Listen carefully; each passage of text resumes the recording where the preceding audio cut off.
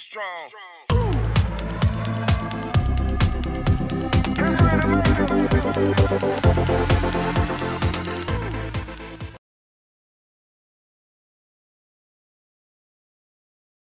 You know, I wanted big, audacious goals. I wish big, audacious goals for you. Go after your goals, and on your way to your goals, you're going to encounter your problems and your failures, right? That's going to happen. Otherwise, you just go straight to your goals. No, that's the learning process. You encounter your failures. Failures is part of the learning process. From the failures, what I found was great is I started to think of failures as lessons. I started to think of them as puzzles rather than develop emotional reactions to those failures. I started to think pain plus quality reflection would give me progress. So I started to think of almost the failures like puzzles, that if I could study the puzzles was, what would I do differently in the future that wouldn't produce that problem again when it happened? So, and then I would reflect, well, what was that would be my principles. What would I do differently in the future? If I solved that puzzle, I would get a gem.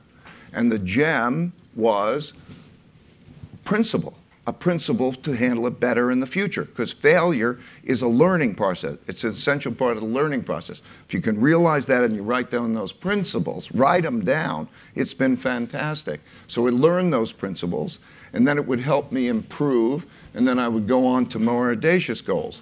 And I look at evolution, personal evolution, almost every evolution of a company, evolution of everything, as being this constant looping process that I sort of think of as this 5-step process, right? In other words, to be successful, you have to do 5 things. First, you have to know what your goals are and go after those goals. Be clear on your goals. And you will encounter problems on the way to those goals. Those will be your barriers, okay? They're your tests now. Don't just emotionally complain. Think about them as your problems. You have to diagnose those problems to the root cause, to get at the root cause. And that root cause might be yourself, what you're doing wrong, or what somebody else is doing wrong. So you can't depersonalize it. You have to really look at it so that you make those changes.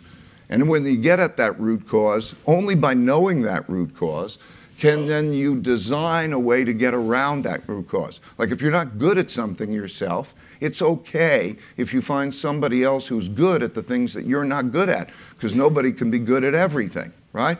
So, but you have to do that. You just can't keep banging yourself in the wall. So you have to design something that's practical to get around with it, and then you have to follow through and do it. A lot of people come up with designs, but you have to do the thing that's necessary. And by trying that thing that's necessary, again, you will find out, are you getting to your goals, or you'll encounter your next set of problems, and so on.